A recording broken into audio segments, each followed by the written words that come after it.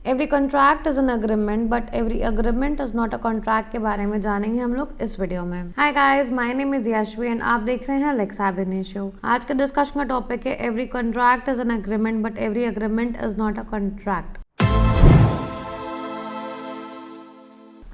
ये एक बहुत ही इंपॉर्टेंट क्वेश्चन है एंड ये मोस्टली हर एक एग्जाम्स में पूछ ही लिया जाता है। तो इसका आंसर हम लिखेंगे section 2H of the Indian contract act 1872 defines the term contract as an agreement enforceable by law. जो हमारा सेक्शन 2H है इंडियन कॉन्ट्रैक्ट एक्ट का, वो हमको बताता है कि contract is an agreement enforceable by law. An agreement as provided under section 2A is a promise and a promise as per section 2B is a accepted proposal।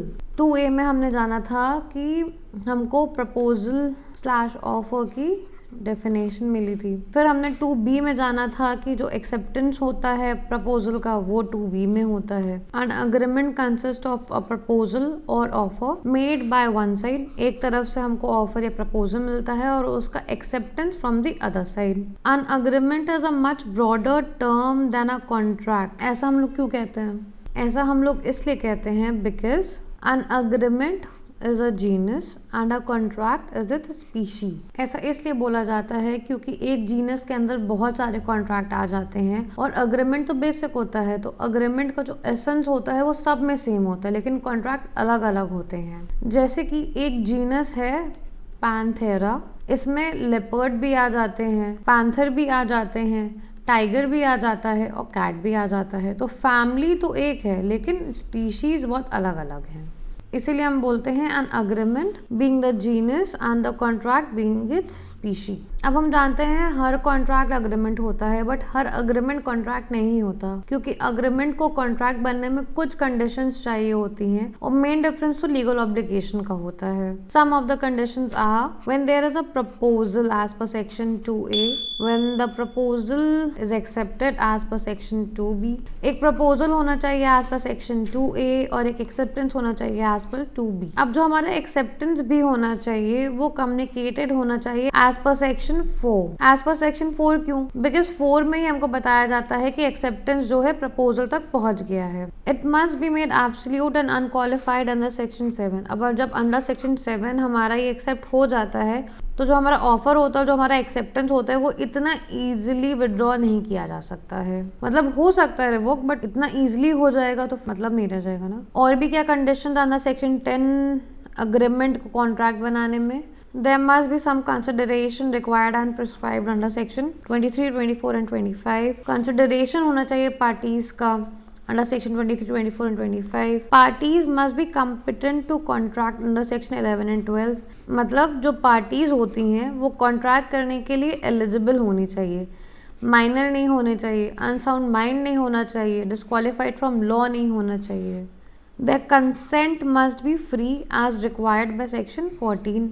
जो consent होना चाहिए वो फ्री कंसेंट होना चाहिए, मतलब किसी का influence नहीं होना चाहिए, अनड्यू इन्फ्लुएंस नहीं होना चाहिए, मिसरिप्रेजेंटेशन नहीं होना चाहिए, फ्रॉड के इंटेंशन से नहीं होना चाहिए, कोर्जन नहीं होना चाहिए। तो ये एलिमेंट्स प्रेजेंट नहीं होने चाहिए। The terms of the agreement must not be वेग एंड अनसर्टेन। जो टर्म्स होती है कंडीशन की वो एथिकल होनी चाहिए, वेग नहीं होनी चाहिए, अनसर्टेन नहीं होनी चाहिए। Agreement must not be expressly declared void under section 26, 30, 36 and 56। जो हमारा अग्रीमेंट होता है वो वॉइड नहीं होना चाहिए under these sections. And finally the agreement must be capable of being performed.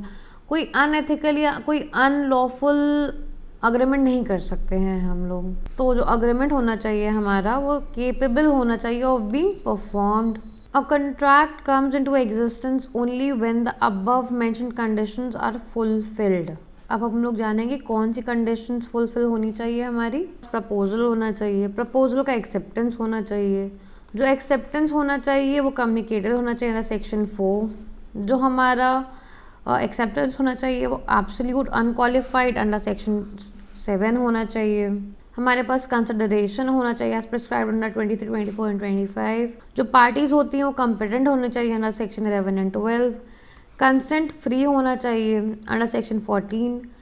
Terms जो होनी चाहिए वो वेग और अनसर्टेन नहीं होनी चाहिए, जो अग्रीमेंट होगा वो वॉइड नहीं होना चाहिए अंडर सेक्शन 26 और 30, 36 एंड 56। एंड फाइनली जो हमारा एग्रीमेंट होना चाहिए वो केपेबल ऑफ बीइंग परफॉर्म्ड होना चाहिए। Essentials for a valid contract के लिए बहुत एक इम्पॉर्टेंट जजमेंट है JK Industries Limited versus Mohan Investment and Properties. इस केस में क्या हुआ था, the court held that if there is a prior condition that there must be written contract between the parties, in the absence of such written contract it can not be said that the contract has been executed. अगर कोई एक prior condition है तो वो contract में mention होनी चाहिए। In the absence of such written content we can not say that the contract has been executed। अगर ऐसा कुछ है जो कि पहले से बता देना चाहिए, अगर वो मेंशन नहीं है पहले से, तो हम ये नहीं कह सकते जो हमारा कॉन्ट्रैक्ट है वो एग्जीक्यूट हो चुका है या एग्जीक्यूट हो जाएगा। पहले वो चीजें मेंशन करनी चाहिए कॉन्ट्रैक्ट में, देन एग्जीक्यूशन होगा। It was observed by the court that if parties agree upon a condition that the contract must be in writing, it is essential for the parties that it must be executed in written form unless the parties have agreed otherwise. Similar was the opinion of Supreme Court in Tarseem Singh versus Sukhwinder Singh 1998। अगर हमारा जो contract है वो written format में है तो जो उसका एग्जीक्यूशन होना चाहिए वो भी रिटन फॉर्मेट में ही होना चाहिए। अगर आपको मेरी ये वीडियो पसंद आई हो तो please like share and comment on my video and don't forget to subscribe to my channel. मिलते हैं फिर किसी वीडियो में। टिल देन मस्ती कीजिए but keep studying. Yashvi Kesarwani signing off. Bye.